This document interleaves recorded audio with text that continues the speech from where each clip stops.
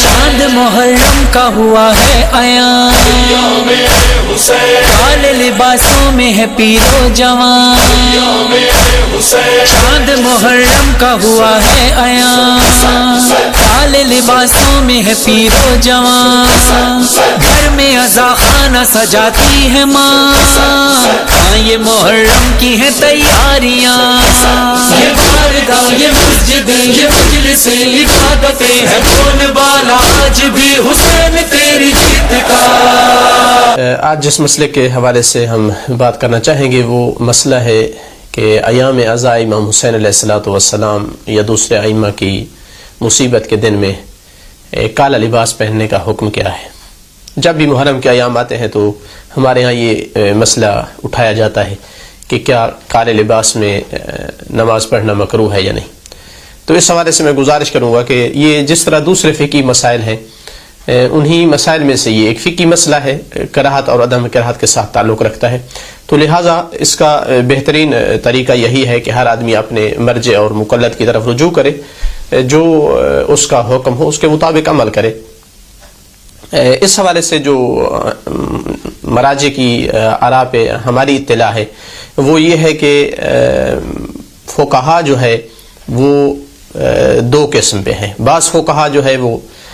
لباس کو مکروہ سمجھتے ہیں، کالے لباس کو نماز پڑھنا اس میں، اور بعض جو ہے وہ مکروہ نہیں سمجھتے ہیں، اور اس کی وجہ جو ہے اس اختلاف کی وہ یہ ہے کہ ہمارے ہاں مشہور ہیں روایات کہ کالا لباس جو ہے وہ جہمیوں کا لباس ہے، یا کالا لباس فرعونیوں کا لباس تھا، یا بنی عباس کا جو ہے وہ شعار تھا۔ تو اس وجہ سے جو ہے وہ اکثر فقہا ہمارے جو ہے زیادہ تر کراہت کی طرف گئے۔ لیکن یہاں یہ سوال آئے گا کہ جو فقہا کراہت کے قائل نہیں ہیں وہ کیوں نہیں ہیں،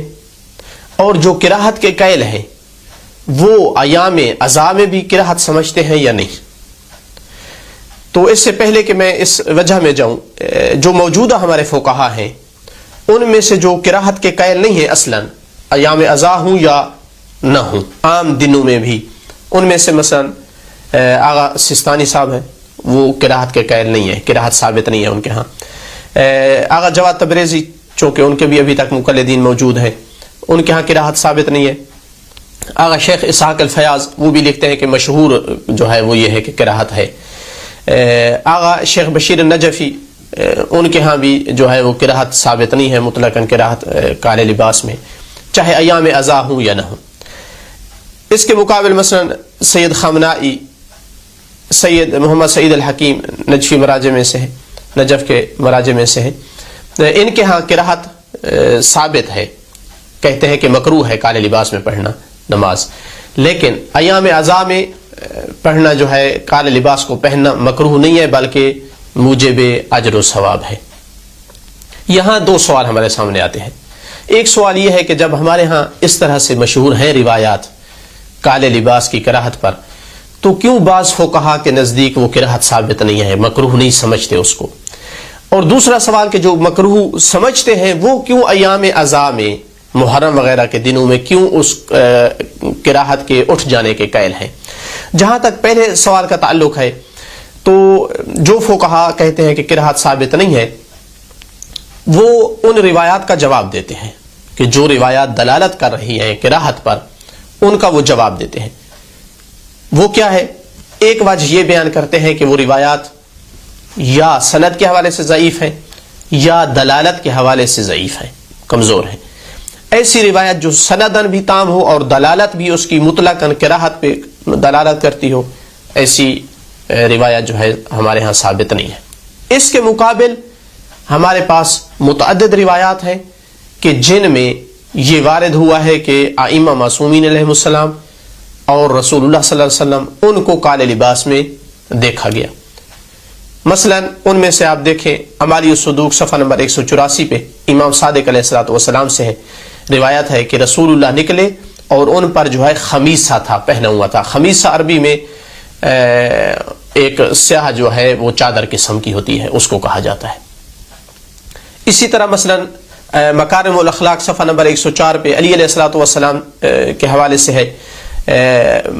راوی نقل کرتا ہے کہ علی علیہ الصلوۃ والسلام گھر سے نکلے اور ان پر جو ہے سیاہ انہوں نے جو ہے جبہ پہنا ہوا تھا، سیاہ چادر پہنی ہوئی تھی۔ ناسخ التاریخ میں امام حسن مجتبی علیہ الصلوۃ والسلام کے حوالے سے جو جلد خاص ہے امام حسن کے ساتھ اس کتاب کی ناسخ التواریخ کی، اس میں وہ لکھتا ہے کہ روایت نقل کرتا ہے کہ جب امیر المؤمنین علیہ الصلوۃ والسلام کو دفن کیا گیا تو امام حسن مجتبی علیہ السلام جب لوگوں کے لیے نکلے باہر تو انہوں نے سیاہ کپڑا پہنا ہوا تھا اور منبر پر تشریف لے آیا اور خطاب کیا۔ امام حسین علیہ الصلوۃ والسلام کے حوالے سے کافی میں یہ روایت معتبر ہے سندن، جلد نمبر 6 اور صفحہ نمبر 452 پہ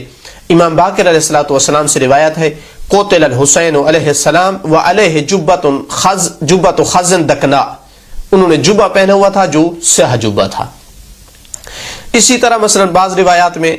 امام صادق علیہ الصلوۃ والسلام کے بارے میں ملتا ہے، علل الشرائع جلد نمبر 2 صفحہ نمبر 347 پہ راوی کہتا ہے کہ شیعہ جو ہے امام صادق علیہ السلام سے پوچھتے تھے کہ کالا لباس پہن سکتے ہیں یا نہیں، تو وہ نقل کرتا ہے راوی کہ امام علیہ السلام کو دیکھا گیا اس حالت میں کہ انہوں نے سیاہ کپڑے پہنے ہوئے تھے اور ان کا کی ٹوپی وہ بھی سیاہ تھی اور جوتے بھی سیاہ تھے۔ اسی طرح مثلا محاسن البرقی جلد نمبر 2 اور صفحہ نمبر 420 پہ کہ جب امام حسین علیہ السلام شہید ہوئے تو بنی ہاشم کی خواتین جو ہے وہ سیاہ لباس پہنتی تھی مدینے میں، اور امام زین العابدین علیہ الصلوۃ والسلام ان کے لیے کھانے کا اہتمام، طعام کا بندوبست کرتے تھے، تو امام کے سامنے وہ سیاہ لباس پہنا کرتی تھی۔ تو یہ علماء جو کہتے ہیں کہ کراہت نہیں ہے، وہ کہتے ہیں کہ ادھر مقابل میں ہمارے پاس ایک سے زیادہ روایات ہے کہ معصومین جو ہے وہ کالے لباس میں ان کو دیکھا گیا، اور بعض ان میں سے معتبر ہیں، تو لہٰذا جو روایات کراہت پہ دلالت کرتی ہیں وہ ضعیف ہیں، اور جو ادھر عدم کراہت پہ دلالت کرتی ہیں ان میں سے بعض معتبر ہیں۔ یہ ایک جواب دیتے ہیں۔ دوسرا جواب یہ دیتے ہیں کہ اگر مان بھی لیا جائے کہ ان روایات کی دلالت تام ہے کراہت پر، تب بھی ان دوسری قسم کی روایات کی وجہ سے ان کو چھوڑنا ہوگا، چونکہ ایک ایسا حکم کہ جس کے بارے میں ثابت ہو کہ اتنا مکروہ ہے کہ وہ فرعونیوں کا لباس ہے، اور اس قدر شدید مکروہ ہے کہ وہ بنی عباس کی وجہ سے جو ہے وہ ایک ظالم حکمرانوں کا شعار ہے، یا مثلا جہنمیوں کا لباس ہے، تو امام اس طرح کا مکروہ نہیں کر سکتا ہے، لہٰذا ان کی تعویل کرنی پڑے گی۔ تیسرا جواب یہ دیتے ہیں کہ ان روایات میں کہ جو کراہت پہ دلالت کرتی ہے انہی میں قرائن موجود ہیں کہ ان روایات سے مقصود مطلقاً کراہت نہیں ہے کہ حتیٰ کوئی گھر میں بھی پڑھے تو مکروہ ہو، نہیں، ان میں اشارے موجود ہیں کہ قرائن موجود ہیں کہ کراہت اس حالت میں ہے کہ جب انسان کسی ظالم جماعت گروپ کے ساتھ شمار ہونے کے لیے پہنے، جیسے بنی عباس کے دور میں ان کا شعار تھا، تو جو لوگ کالا لباس پہنتے تھے تاکہ وہ ان کے مددگار شمار ہوں، ان کی پارٹی کے لوگ شمار ہوں، اس طرح کا لباس پہننے کی کراہت وارد ہوئی ہے، مطلقاً نہیں ہے۔ تو یہ ان روایات کی تعویل ہے کہ گھر میں اگر کوئی پہنتا ہے ویسے کسی وجہ سے پہنتا ہے تو کراہت نہیں ہے، لیکن جس طرح فرعونی بننے کے لیے لوگ پہنتے تھے یا بنی عباس کی جماعت سے شمار ہونے کے لیے پہنتے تھے تو اس حالت میں کراہت ہے، لہذا عام حالات میں مکروہ نہیں ہے۔ یہ ہے ان لوگوں کا جواب کہ جو کراہت کے قائل نہیں ہے، لیکن زیادہ تر فقہا کراہت کے قائل ہیں۔ وہ اس طرح سے جمع کرتے ہیں کہ ادھر سے مکروہ پر دلالت کرتی ہیں روایات، ادھر سے مثلا جواز پہ دلالت کرتی ہیں، تو یعنی ائمہ کے پہننے پہ دلالت کرتی ہیں، تو امام کا پہننا بتاتا ہے کہ حرام نہیں ہے، جائز ہے، اور یہ روایات بتاتی ہیں کہ مکروہ ہے، لہٰذا وہ کراہت کے قائل ہوئے۔ لیکن جو کراہت کے قائل ہوئے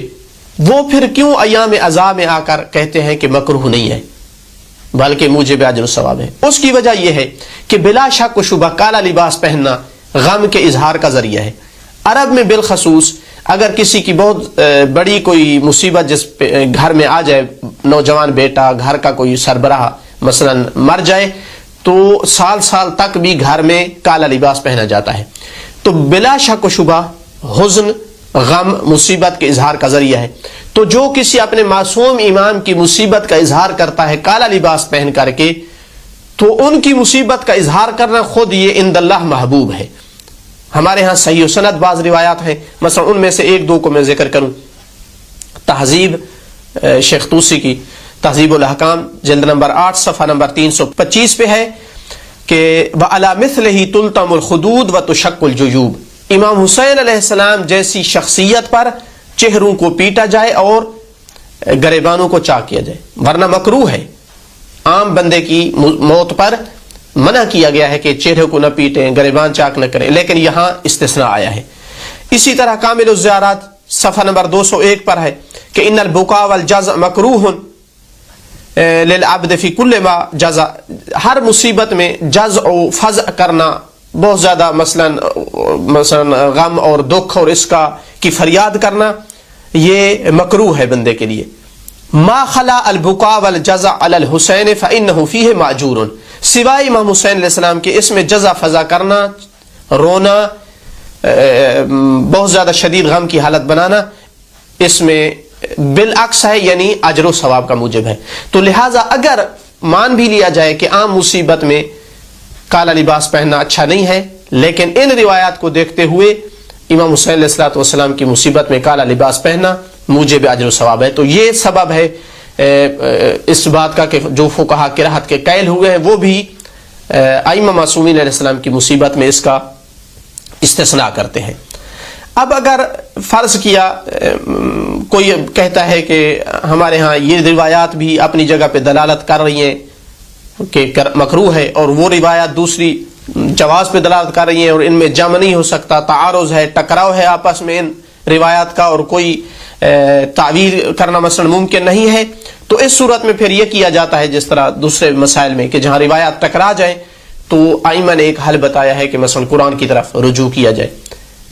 جو لوگ کراہت کے قائل نہیں ہیں وہ یہ کہہ سکتے ہیں کہ چونکہ ٹکراؤ ہے ان روایات میں، لہٰذا ہم قرآن کی طرف جاتے ہیں. تو قرآن سے یہ ظاہر ہوتا ہے کہ لباس کے رنگ میں کوئی فرق نہیں ہے، کالا ہو، سرخ ہو، سفید ہو. آپ کہیں گے یہ کہاں سے قرآن سے نکلتا ہے؟ تو ممکن ہے کہا جائے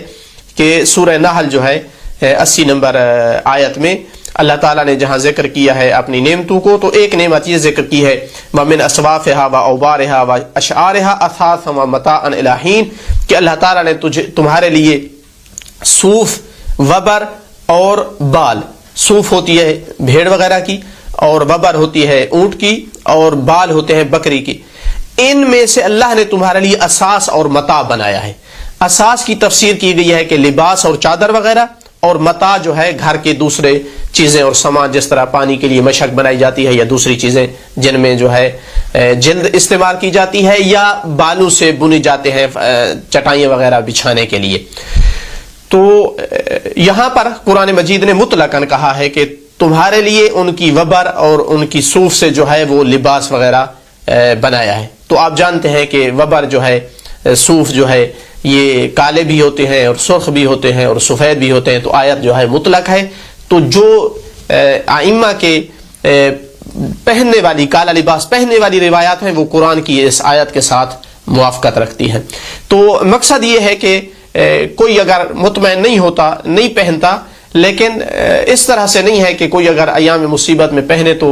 اس کو جو ہے مورد اعتراض ٹھہرائے، چونکہ موجودہ فقہا میں سے شاید